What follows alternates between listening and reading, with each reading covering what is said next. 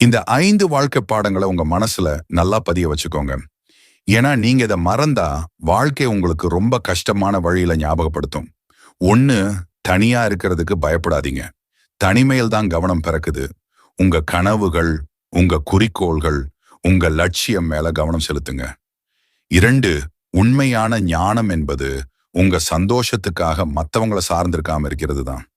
ஏன்னா உங்ககிட்ட இருந்து எதை எடுக்க முடியுமோ அது நிச்சயம் ஒரு நாள் எடுக்கப்படும். 3.